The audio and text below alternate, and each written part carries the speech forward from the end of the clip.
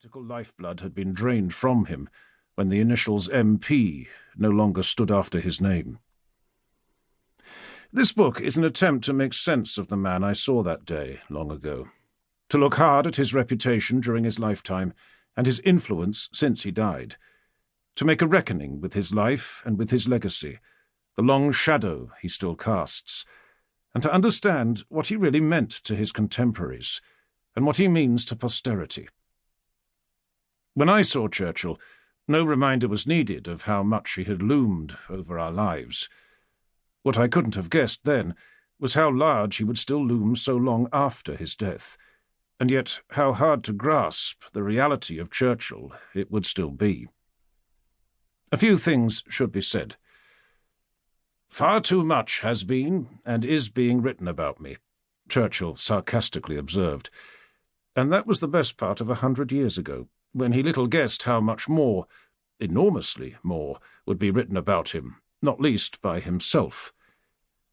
Any writer might hesitate before adding to the huge corpus, or at least try humbly to explain himself if he does so. First of all, this book is not in any way a conventional biography. "A shilling life will give you all the facts," said Auden. And the official life of Churchill, begun by his errant son Randolph and completed by the late Sir Martin Gilbert, while costing a good deal more than a shilling, gives you many of the facts, though by no means all. But then, that's only part of the story. The posthumous life of Winston Churchill is one of the most remarkable phenomena of the post-Churchillian age, and might serve as the subject for a book in itself. The eminent American historian of modern England Peter Stansky wrote as long ago as 1974, on the occasion of Churchill's centenary, less than 10 years after his death. Nearly 50 years later, as we approach his sesquicentenary, Churchill's posthumous life has become a far more remarkable phenomenon. At one time I thought of writing a book to examine that afterlife, the scholarly and political debates over his reputation, his representation or misrepresentation in popular culture, Churchillism in England, and the truly extraordinary growth of the Churchill cult in America. But I found it impossible to explain that without looking back at his life.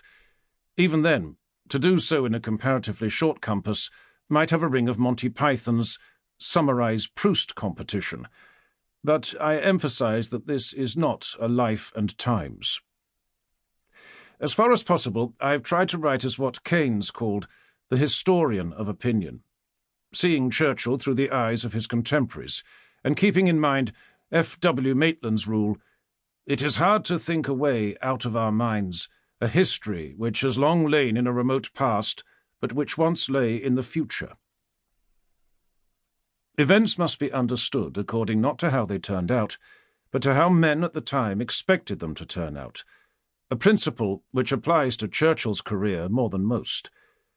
And while I haven't tried to imitate the fashionable cinematic technique of non-linear narrative, since I'm not constrained by a month-by-month, year-by-year account, I've sometimes taken episodes out of sequence with flashbacks, and my lens has sometimes panned round a wider field, or zoomed in for close-ups of critical moments. This has allowed me to dwell on certain passages or controversies in Churchill's career which have a particular resonance to this day.